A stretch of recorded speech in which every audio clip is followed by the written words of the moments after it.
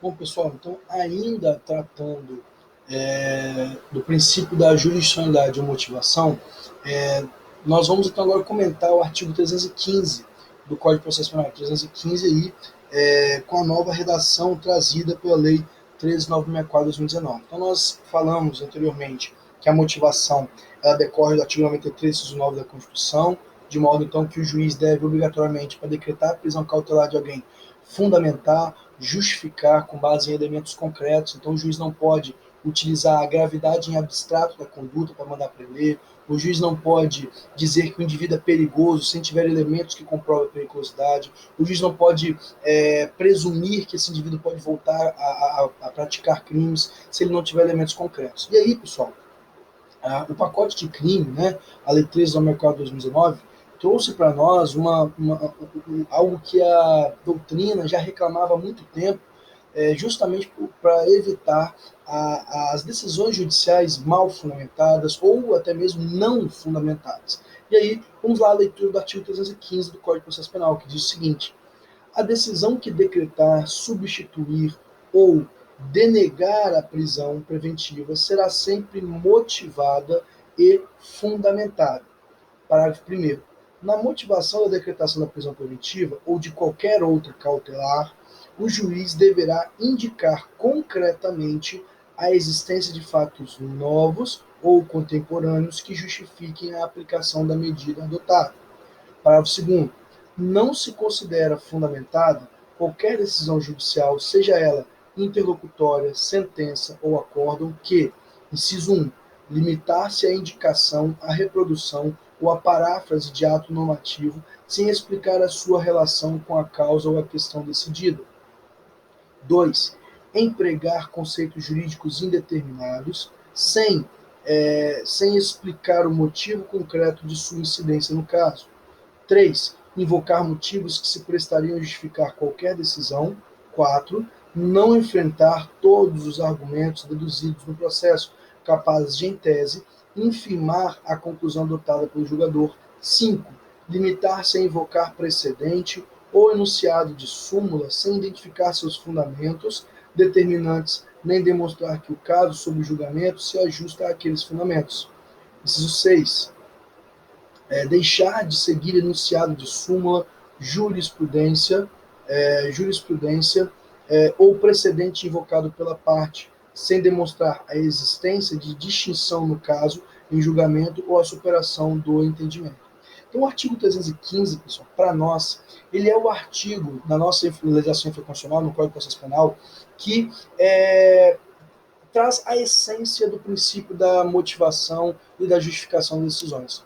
Veja então que o artigo 315, no seu parágrafo 1º, diz que o juiz, para decretar uma prisão cautelar, ele deve obrigatoriamente verificar a contemporaneidade, ou seja, a atualidade e contemporaneidade do fato. Em que sentido? Olha, eu não posso decretar uma prisão cautelar de uma pessoa em relação ao fato que ocorreu há 2 anos atrás, se hoje as circunstâncias não mostrarem que essa prisão ela é necessária. Perceba então que, além disso, de demonstrar atualidade ou contemporaneidade, o juiz deve fundamentar concretamente. E o parágrafo 2º ele é incrível, né, no sentido de que, no sentido de trazer ali a obrigação do juiz na sua fundamentação, porque ele diz o seguinte: olha, não se considera fundamentada, né, aí vai do inciso 1 até o inciso 6 dizendo, olha, a decisão, quando for genérica, a decisão que invocar um precedente, invocar um precedente judicial sem demonstrar a conexão daquele precedente com a causa, ou seja, não basta o juiz copiar e colar uma jurisprudência, um precedente na decisão dele. Ele tem que demonstrar de que modo aquele precedente se adequa, ou seja, ele se encaixa no caso em que ele está analisando. Porque se ele não fizer isso, essa decisão poderá ser decretada como nula, perfeito? Então, o artigo 315, nos seus parágrafos 1º e 2º, traz para nós riquíssimas informações em relação à motivação das decisões judiciais, perfeito? Então, primeiro princípio, jurisdicionalidade e motivação, perfeito? Agora vamos lá para o segundo princípio, princípio do contraditório, ok? O princípio do contraditório é o próximo princípio a ser estudado.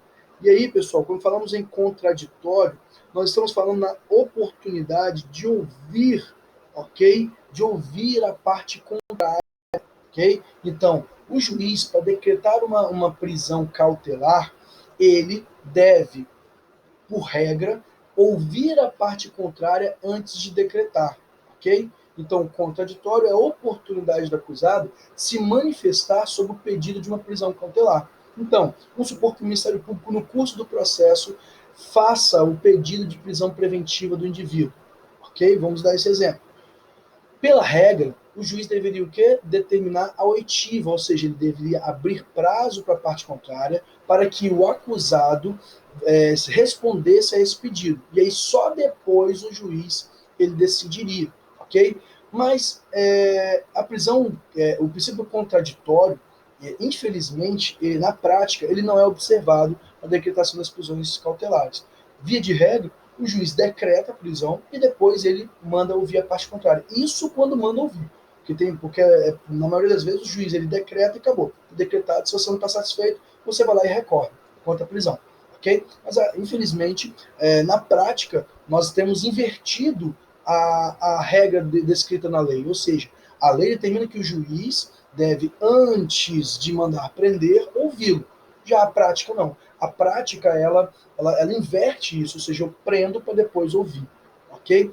E aí nós vamos ler agora, pessoal, o artigo 282, parágrafo 3º. Então, o princípio do contraditório está inserido no artigo 282, parágrafo 3º do Código de Processo Penal. Vamos a ele, vamos à leitura. Diz o seguinte, parágrafo 3º. Ressalvados os casos de urgência ou de perigo de ineficácia da medida, o juiz, ao receber o pedido de medida cautelar, determinará a intimação da parte contrária para se manifestar no prazo de 5 dias, acompanhada de cópia do recebimento e das peças necessárias, permanecendo os autos em juízo. E os casos de urgência ou de perigo deverão ser justificados e fundamentados em decisão que contenha elementos do caso concreto que justifiquem essa medida excepcional. Então veja só, o parágrafo 3º do artigo 282, ele de forma expressa diz que o juiz deve intimar a parte contrária para que ela em 5 dias se manifeste sobre o pedido de prisão cautelar. Mas nós temos uma ressalva no parágrafo 3º que diz: ressalvados os casos de urgência, onde a medida se tornará ineficaz. Em que sentido? Olha, eu não posso mandar ouvir, porque se eu mandar ouvir, dentro desses 5 dias, a medida vai se tornar ineficaz. Não há porquê depois ele estar prisão. E aí vou dar um exemplo. Vamos supor que existam indícios, né, elementos concretos, de que esse indivíduo que responde a um processo, por exemplo, por uma tentativa de homicídio, vamos supor que esse indivíduo ele esteja tendo contato com a vítima, tendo contato com os familiares, ou seja, ele está ali ameaçando, amedrontando, ameaçando no sentido, olha, não vá lá depois, porque se você for, eu vou te matar. Veja, o juiz, numa situação dessa, ele vai mandar ouvir a parte contrária para depois prender? Não. Por quê? Porque se ele mandar ouvir, pode acontecer que nesse prazozinho de 5 dias ele vai lá e cumpra as ameaças dele. Imagine um agressor, né, que convive dentro próximo ao local de domicílio da vítima, a mulher. Imagine, o juiz vai esperar ouvir ele para depois mandar prender? Não.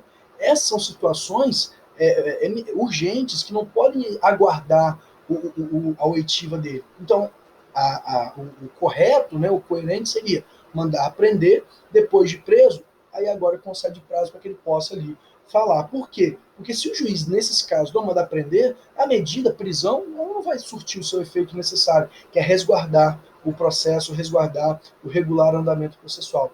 Percebam, então, que excepcionados, ou seja, com as ressalvas de urgência, o juiz ele deve mandar ouvir. Mas, como eu disse, infelizmente, acaba que todo caso é urgente, porque todo juiz manda prender antes e depois ouvir. Isso quando manda ouvir, perfeito? Então, contraditório está previsto no artigo 282, parágrafo 3º do CPP, e também no artigo 8º, item 1 da Convenção Americana de Direitos Humanos. Então, artigo 8º, item 1 da Convenção Americana de Direitos Humanos, fala também sobre o contraditório para medidas cautelares. Bom, pessoal, o contraditório nas medidas cautelares, né, ele desde 2013 no Brasil, ele é realizado na audiência de custódia, ok? Então, a audiência de custódia, aliás, desde 2014, né, a audiência de custódia, ela para nós, um importante mecanismo onde o indivíduo, preso em flagrante, é conduzido até a autoridade judicial e ali a autoridade judicial permite, ou seja, eu ouço a parte, eu ouço eu ouço o suposto autor do fato, o suposto criminoso, ouço o seu advogado, ouço o Ministério Público, e só depois de ouvir a todos eu decido se eu vou prender ou não. Isso é feito hoje na audiência de custódia, ok? Então, se eu perguntar a vocês onde se concentra o contraditório das medidas cautelares, via de regra, na audiência de custódia. Quando o indivíduo é preso em flagrante e lá na audiência de custódia, o juiz verifica a necessidade ou não desse indivíduo aguardar o processo preso, perfeito? Então, contraditório, artigo 282, parágrafo 3º e artigo 8º, item 1 da Convenção Americana de Direitos Humanos. Lembrando que hoje a audiência de custódia é ali o nosso principal momento de manifestação do contraditório das medidas cautelares, perfeito? Seguindo, pessoal, o terceiro princípio que eu gostaria de trabalhar com vocês é o princípio da provisionalidade. Então, provisionalidade. Okay? Em que sentido? Que toda prisão cautelar, esse princípio da provisionalidade, ele nos informa que toda prisão cautelar, ela é situacional, ou seja, ela se justifica somente enquanto durar a situação ou a circunstância fática que originou. Então, veja, se eu prendo o indivíduo para que ele não ameace as testemunhas, vamos dar um exemplo. Vamos supor, então, que eu justifico a prisão porque existe um receio de que ele ameace as testemunhas. Esse foi o meu pedido, essa foi a justificativa do juiz para decretar a prisão. Se no curso do processo todas as testemunhas já foram ouvidas, pergunto a vocês, ainda existe a circunstância que originou a prisão? Não, não existe. Por quê?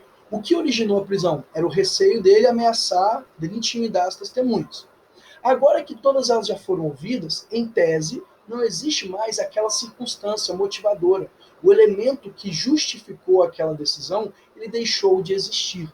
Logo, não existindo mais as circunstâncias, ok, que motivaram aquela decisão, eu devo, então, de imediato, conceder a liberdade desse indivíduo. Por quê? Não existem mais os fundamentos que justificaram a prisão.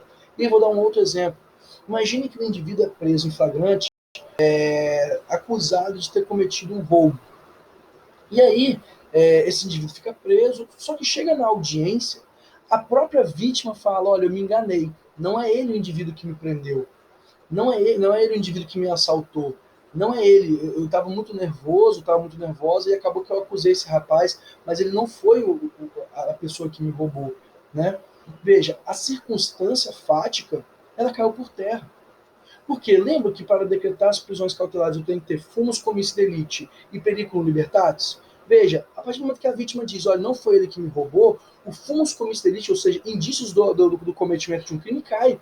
Porque esse indivíduo, a vítima disse que não é ele que praticou o crime. Logo, deve ser decretada a liberdade.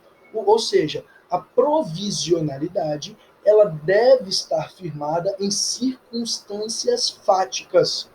E aí, então, o artigo 315, pessoal, que nós lemos sobre as decisões, ele nos informa, ele traz na parte final, né, na sua redação, também uma importante lição a respeito da provisionalidade. Olha o que diz o artigo 315.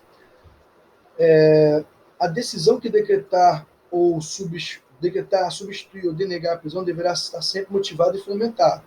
Parágrafo 1º. Na motivação de decretação da prisão preventiva ou de qualquer cautelar, o juiz deve indicar concretamente a existência de fatos, ou seja, o princípio da provisionalidade, fatos, circunstâncias. Veja, comprovar concretamente a existência de fatos novos ou contemporâneos que justifiquem a aplicação.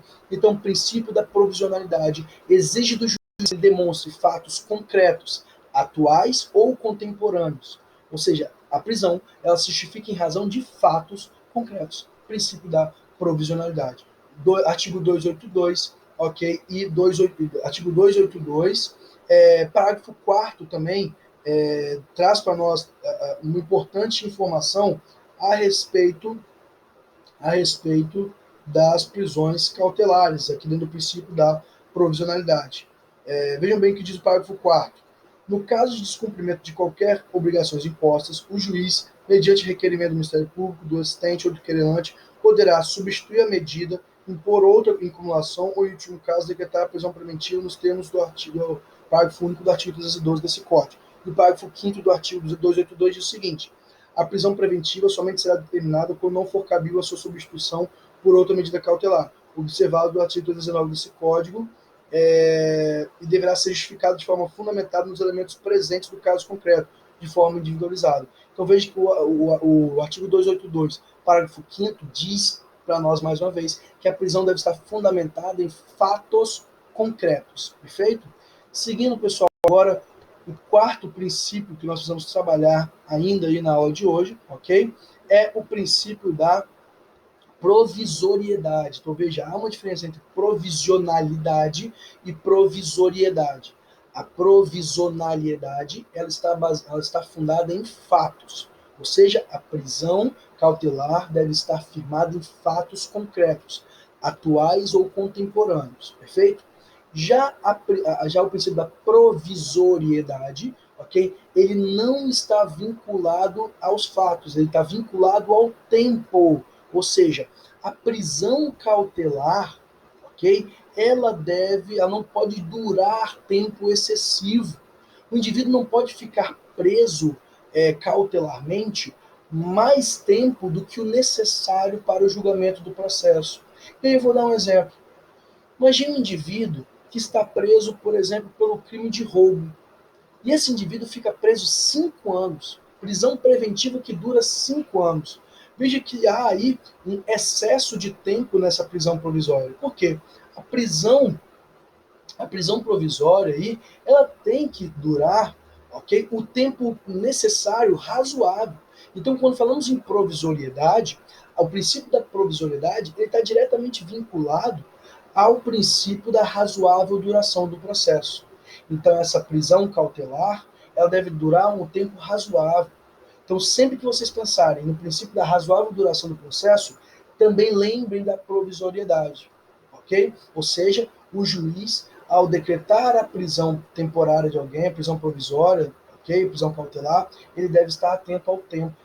Ou seja, o juiz não pode utilizar a prisão cautelar como uma antecipação de pena. A prisão cautelar não se confunde com a prisão-pena.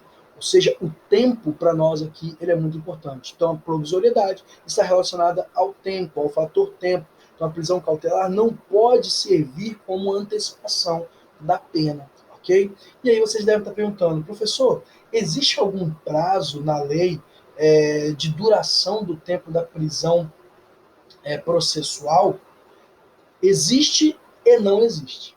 Lembra que nós falamos que quando tratamos de prisão cautelar, nós temos a prisão temporária, a preventiva e a em flagrante? Pois bem, a prisão temporária ela tem prazo definido em lei. A prisão temporária, via de regra, ela pode durar somente 5 dias. A prisão temporária é decretada durante o inquérito policial, para fins de investigação. Depois de 5 dias, acabou, eu não posso mantê-lo mais preso, a não ser que essa prisão seja renovada por mais 5 dias. Então, a regra geral é que a prisão temporária dura 5 dias, perfeito? Já a prisão preventiva, ela não existe um prazo. A prisão preventiva, a lei, infelizmente, não nos traz um prazo. E aí nós tínhamos, tramitando no Senado, o PL 4208 de 2001. O PL 4208 de 2001 é o projeto do novo Código de Processo Penal. Esse projeto do novo Código de Processo Penal, ele tinha, na sua redação originária, quando ele foi encaminhado para o Congresso, ele estabelecia um prazo máximo de 180 dias da prisão preventiva. Ou seja, o anteprojeto do novo CPP, ele já tinha na sua redação original o seguinte, olha, a prisão preventiva vai durar no máximo 180 dias. Se não durar 180 dias, o juiz deve de imediato colocar esse indivíduo em liberdade. E aí, nós tínhamos lá o artigo 315-A no CPP, mas, infelizmente, ele foi vetado durante a sua tramitação.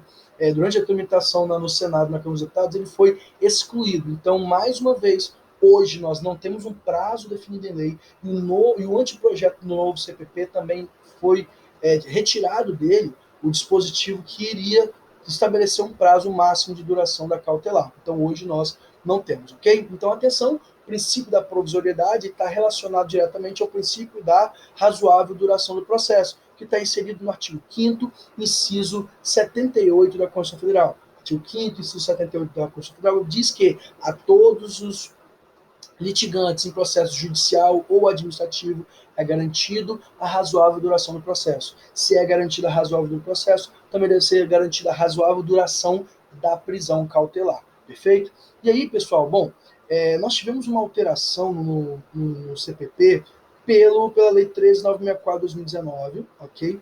E algumas pessoas disseram, olha, agora o juiz ele tem a prisão cautelar, ela vai durar até 90 dias, né?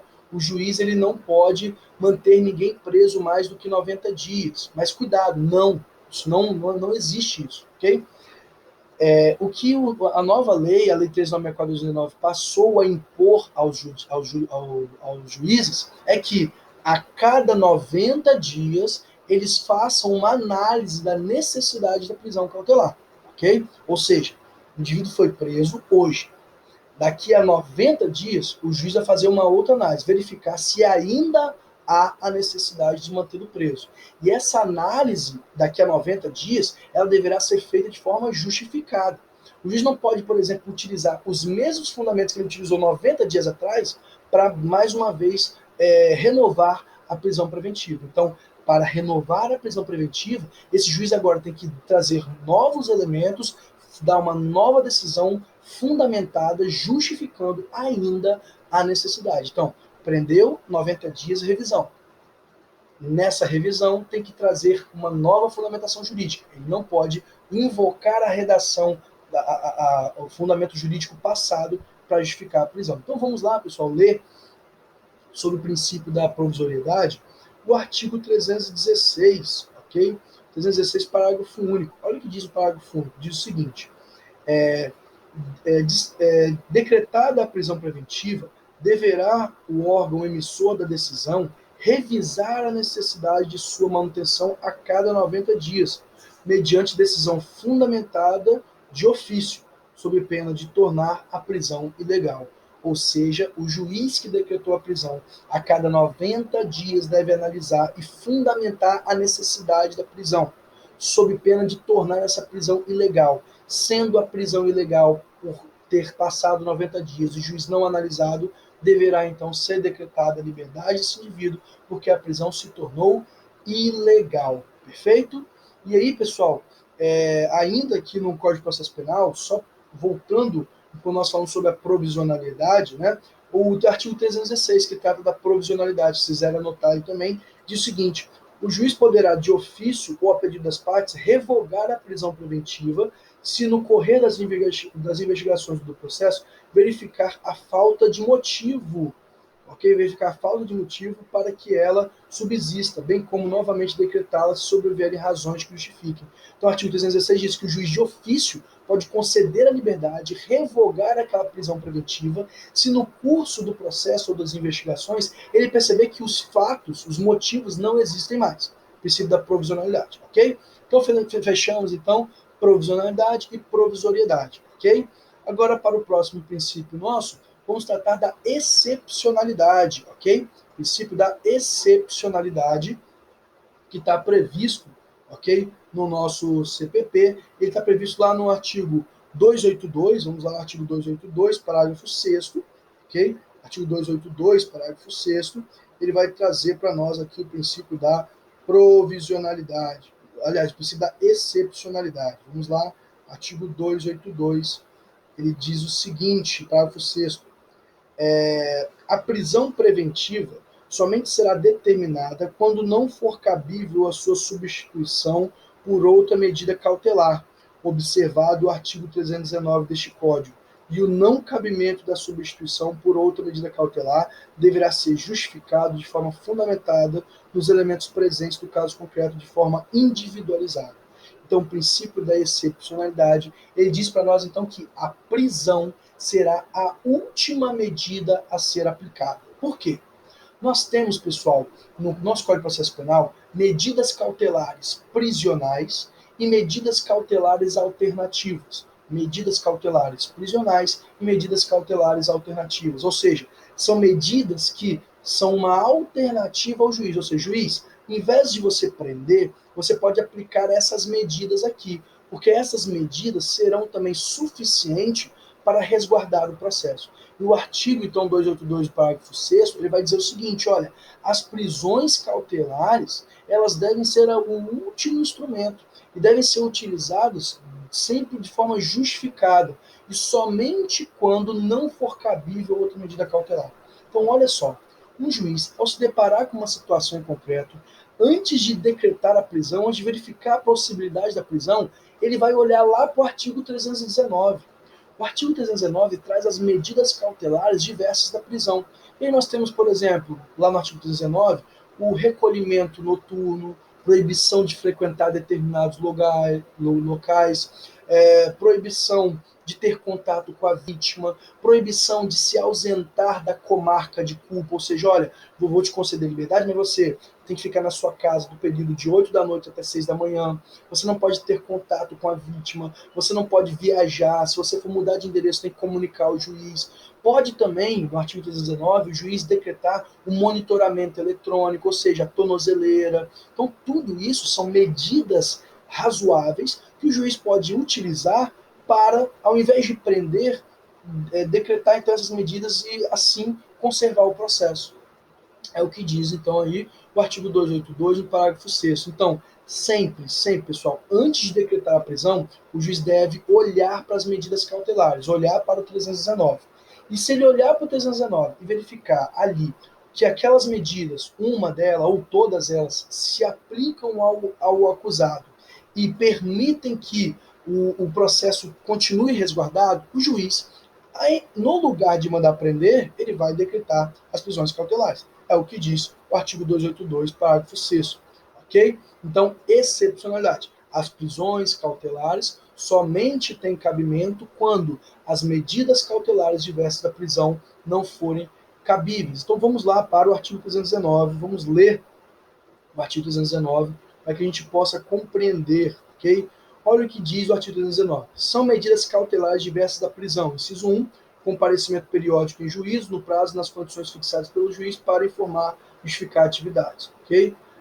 Então, o juiz ele pode, então, decretar que esse indivíduo compareça mensalmente em juiz para prestar as informações. Inciso 2, proibição de acesso ou frequência a determinados lugares, quando por circunstâncias relacionadas ao fato, deva o indiciado ou acusado permanecer distante desses locais para evitar o risco de novas infrações. Então, o juiz pode obrigar que o indivíduo fique afastado de determinados locais, não frequente esses locais. Inciso 3. Proibição de manter contato com a pessoa determinada, quando por circunstâncias relacionadas ao fato, deve o indiciado ou acusado dela permanecer distante. Ou seja, eu ordena ao indivíduo que ele fique distante, que ele não tenha contato com essas pessoas. 4. Proibição de ausentar-se da comarca quando a permanência seja conveniente ou necessária para a investigação. Você não pode sair daqui da comarca de Vitória, Vila Velha, Serra, enfim, do lugar onde você está sendo processado. Inciso 5. Recolhimento domiciliar no período noturno e nos dias de folga, quando o investigado ou acusado tenha residência e trabalhos fixos. Então, se o indivíduo tiver residência, se tiver trabalho fixo, ele pode então aí decretar esse recolhimento domiciliar. Inciso 6, suspensão do exercício de função pública ou de atividade, natureza econômica ou financeira quando houver justo receio de sua utilização para a prática de infrações penais. Então, se o indivíduo ele ocupa uma função pública ou ele exerce alguma profissão, alguma atividade, que ele pode se valer dela para praticar os crimes, o juiz pode, então, decretar a suspensão dessa atividade. Também pode, inciso 7, decretar a internação provisória do acusado nas hipóteses de crime praticado com violência ou grave ameaça, quando os peritos concluírem ser inimputável ou semi-imputável. Ok? Então, quando o indivíduo for imputável ou semi-imputável, pode o juiz decretar essa internação provisória. Também pode aí decretar fiança e monitoração eletrônica. Perfeito? Então, o artigo 319 são todas as medidas que o juiz pode utilizar no lugar da prisão. Perfeito? Então, terminamos aqui. No próximo bloco, nós voltamos tratando do último princípio das prisões cautelares, que é o princípio da excepcionalidade. Até logo.